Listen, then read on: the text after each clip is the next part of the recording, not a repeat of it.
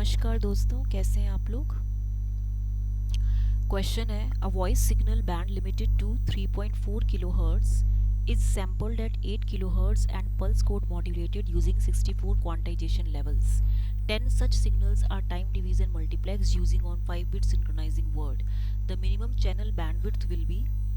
See, in TDM क्या होता है? In TDM जो टाइम डिवीजन मल्टीप्लेक्सिंग होती है, इसमें जो बैंडविड्थ होती है आपकी, उस बैंडविड्थ को हम जनरली आरबी से डिनोट करते हैं. तो आरबी की वैल्यू होती है small n into capital n plus a of whole F S. यहाँ पे एन क्या होता है? Number of bits. Capital n क्या होता है? Number of signals multiplexed. Okay, multiplexed. A क्या होता है? ये होता है आपका synchronised bit per frame, right. अब इसमें आप देखिए एफएस क्या होता है आपका? Sampled frequency. एफएस होता है आपका सैम्पल्ड फ्रीक्वेंसी. अब इसमें कैलकुलेशन देखिए क्या दिया है. क्वांटाइजेशन लेवल्स आपको कितने दिए हैं? 64. तो L is equal to 2 to the power 6. तो यानी कि n देखिए L is equal to 2 to the power n. तो n is equal to log base to L. तो इस L की value log base to 2 to the power 6, मतलब number of bits n is equal to 6 हो गया. ठीक है. अब कैपिटल N इसमें कितना दिया है? कैपिटल N क्या है? Number of signals to be multiplexed, right. तो 10 दिया है इसमें. तो कैपिटल N आपका क्या है? 10 है. A number of synchronising bits 5, ये A दिया है. तो अब यहाँ पे putting down the values, RB is equal to small n कितना है? 6, कैपिटल N 10, A इज 5, ठीक है. एंड इनटू एफएस कितना दिया है? Sampled frequency 8 kilohertz FS. तो यहाँ पे ये वैल्यू कितनी हो जाएगी? 8000. तो आंसर कितना आएगा? 65 इंटू 8000. 8 5 जा 40, 4 कैरी, 8 6 जा 48, 48 प्लस 4 हाउ मच? 52. तो यहाँ पे ये हो गया. तो ये आपका कुछ 520 किलोहर्ट्ज आएगा. Answer 520 kilohertz. तो आपका जो आंसर होगा फोर्थ ऑप्शन होगा, राइट. नेक्स्ट क्वेश्चन है, for a given probability of error binary coherent FSK is inferior to binary coherent PSK by C PE. Error probability for FSK क्या होती है? Half ERFC under root EB by twice n not. Error probability for PSK pulse shift keying, half ERFC under root EB by n not, ये होती है ना. For a given probability of error, जो PSK होता है, PSK is better, ये better होता है than FSK by a factor of 2. तो यानी कि 10 log base 10 2, this is how much? 3 dB. तो ये वैल्यू 3 dB होगी. आंसर आपका 3 dB है, ठीक है. नेक्स्ट क्वेश्चन है, the appropriate value of modulation index beta for transition between narrow band and wide band FM is considered as.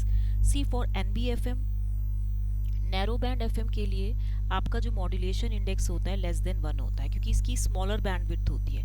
Twice of MF plus 1 of FM, ये bandwidth होती है आपकी एफएम की. तो नैरो बैंड के लिए MF less than 1 है, तो ये ट्वाइस एफएम होगा. वाइड बैंड के लिए ये इतना होगा. फिगर ऑफ मेरिट जो होता है नैरो बैंड एफएम के लिए, वो कितना होता है? 1/3 फिगर ऑफ मेरिट, ठीक है. Ratio of the SNRs, output SNR to input SNRs. तो ये जो एनबीएफएम होता है, it is used in FM mobile communication, जैसे एम्बुलेंसेज में हो गया, पुलिस वायरलेस में हो गया. वाइड बैंड में क्या होता है कि जो आपका wide band modulation, wide band FM होता है, इसमें जो मॉड्यूलेशन इंडेक्स होता है ग्रेटर देन 1 होता है. इसकी लार्ज बैंडविड्थ होती है. इसका स्पेक्ट्रम जो होता है ये कैरियर का बना होता है, एंड इसमें infinite number of side bands होते हैं. तो टोटल पावर जो होती है वाइड बैंड में, it is independent of the modulation index, ठीक है. जबकि एनबीएफएम में एक कैरियर होता है, इसमें क्या होता है? एक कैरियर होता है एंड 1 एलएसबी होता है, 1 यूएसबी होता है, ठीक है. तो फिगर ऑफ मेरिट जो वाइड बैंड एफएम का होता है वो क्या हो जाएगा? 3/2 MF स्क्वायर. तो कैलकुलेशन जब हम करते हैं कि which one is better, NBFM जो होता है it offers improved noise performance over W band wide band FM. जितनी ज़्यादा बैंडविड्थ होगी उसमें नॉइज भी ज़्यादा होगी, एरर भी ज़्यादा होगा. तो यानी कि 3/2 MF square greater than 1/3 which implies, अगर आप देखें तो यहाँ पे 9/2 less than 9/2 MF square greater than 1 which implies 9/2 greater than 1 by MF square which implies 4.5 greater than 1 by MF square. तो यहाँ पे कहने का मतलब ये 3 आएगा कुछ, जब इसको सॉल्व करेंगे तो इसकी वैल्यू कुछ 0.471 आएगी। ठीक है, जैसे MF है तो it should be MF square greater then 1.4.5 या MF स्क्वायर ग्रेटर देन ये ऊपर जाएगा MF square greater then 2/9 which implies MF square MF greater than √2/3। तो इसकी वैल्यू 0.471 है। इसकी वैल्यू फिर कितनी हो जाएगी 0.471। ठीक है, तो आंसर आपका 0.471 आएगा। क्वेश्चन क्या दिया है, appropriate value of modulation index for transition between NBF and wide band FM 0.471 हो जाता है। ठीक है, नेक्स्ट क्वेश्चन है, for an isotropic antenna PN theta phi is equal to 1 and D is equal to 1 for all theta and phi, the beam area for the isotropic antenna is given as. देखो isotropic antenna का मतलब क्या होता है कि it radiates in all the directions equally, it radiates in all directions equally with same intensity, तो directivity जो होती है it is equal to Pn of theta comma phi max by Pn of theta comma phi average. तो Pn theta comma phi maximum जो होता है ये क्या होता है, maximum power density, maximum power density होता है, and Pn theta comma phi average average power density होता है। तो जो आपका Pn theta comma phi average है this is equal to 4 pi by double integral Pn theta comma phi d omega. तो इसकी वैल्यू फिर 4 पाई बाय बीम एरिया आता है। ठीक है, तो यहाँ पे ये जो है इसको हम क्या बोलते हैं, beam area, this is your beam area. ठीक है, कैलकुलेशन में अगर आप देखें तो यहाँ पे जो आपका Pn थीटा कॉमा फाई है, जो आपका Pn थीटा कॉमा फाई है maximum this is equal to 1, directivity is equal to 1। तो यहाँ पे एवरेज जब ये दोनों 1 है तो Pn theta comma phi average is equal to 1 हो जाएगा। तो यहाँ पे जो बीम एरिया है this is equal to 4 pi by Pn theta comma phi average है। तो ये value 4 pi by 1 is equal to 4 pi होगी। तो जो आपका करेक्ट ऑप्शन होगा वो 2 होगा। इसने क्वेश्चन क्या पूछा है, beam area of the isotropic and. Question tough है, मतलब ये क्वेश्चन इतने भी टफ नहीं है लेकिन आपको फॉर्मूलेज याद होने चाहिए। तो इसका आंसर 2 होगा क्योंकि इसने बीम एरिया पूछा है। नेक्स्ट क्वेश्चन है, to match the impedance of a ground penetrating radar antenna to the ground impedance of a ground is given by expression. हमें क्या निकालना है, ग्राउंड पेनिट्रेटिंग रडार एंटीना का इम्पिडेंस को मैच कराना है अगर to the ground impedance of ground, तो इसका कौन सा एक्सप्रेशन होगा। देखिए इम्पिडेंस विद फाइनाइट कंडक्टिविटी, पहले तो ये जो ग्राउंड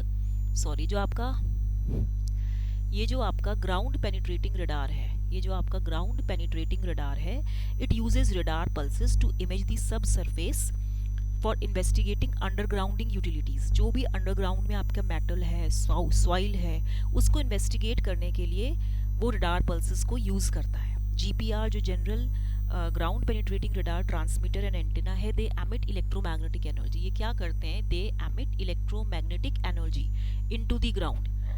जब energy when the energy encounters a buried object, जब एनर्जी एक ऑब्जेक्ट के अंदर आती है, इट मे बी रिफ्लेक्टेड और रिफ्रैक्टेड और स्कैटर्ड बैक। या तो whenever an energy encounters a buried object, एक ऑब्जेक्ट को जब आप जमीन के अंदर दफनाते हो या उसको अंदर डालते हो तो उसके अंदर जब भी कोई एनर्जी ट्रांसमिट करते हैं, ठीक है, तो यहाँ पे वो एनर्जी या तो रिफ्लेक्ट होगी या रिफ्रैक्ट होगी या वो स्कैटर करेगी। तो due to the different permittivities, so receiving antenna can then record the variations in the return signal। अब इसमें आप देखिए impedance with finite conductivity, impedance with finite conductivity, वो होता है under root j omega mu by sigma plus j omega epsilon. ठीक है, अब यहाँ पे देखो जो ये आपका ईटा है इसकी वैल्यू आप रखो j omega mu not mu are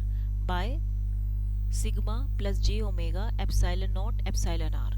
this is equal to under root mu not by epsilon not under root यहाँ पे जे म्यू आर बाय यहाँ पे क्या हो जाएगा sigma by omega epsilon naught plus j epsilon r. ठीक है, अब यहाँ पे जो ये ईटा नॉट है ये intrinsic impedance of free space है under root mu not by epsilon naught. ये 377 ओम है impedance of free space. Epsilon naught आपको पता है ये कि इसकी वैल्यू कितनी होती है, एप्सिलॉन नॉट की वैल्यू है 8.85 इंटू 10 की पावर -12 फराड पर मीटर। ओमेगा आपका 200 मेगाहर्ट्ज है। एप्सिलॉन आर आपको कितना दिया, रिलेटिव परमिटिविटी कितनी दी है आपको 14 दिया है ना, रिलेटिव परमिटिविटी आपको 14 दिया है, म्यू आर आपको 1 दिया है, कंडक्टिविटी आपको 10 की पावर -2 ओम पर मीटर दिया है। तो जब आप ये वैल्यू सब्सटीट्यूट करोगे तो this is equal to 377 under root j by, ये पूरी वैल्यूज आप लगाइए इधर, ये कितना हो गया 10 की power -2 by 2 into 10 to the power 8 into epsilon not की value and plus j epsilon r. तो ये पूरी वैल्यू जो है कितनी हो जाएगी 0.9 प्लस जे 14। ठीक है, तो आपका जो राइट आंसर होगा वो होगा फर्स्ट ऑप्शन।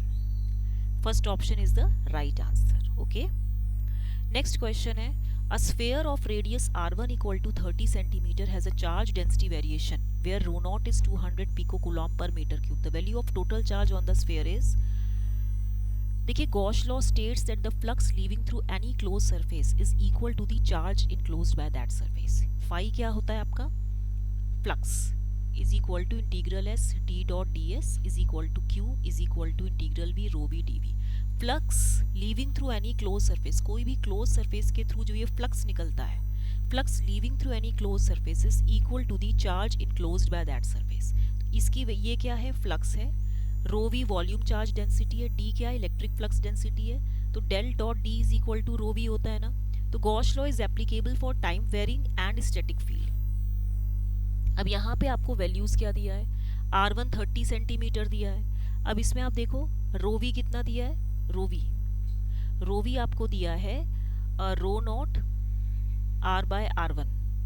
यहाँ पे Q is equal to integral, यहाँ पे कितनी वैल्यू होगी रो वी की, रो R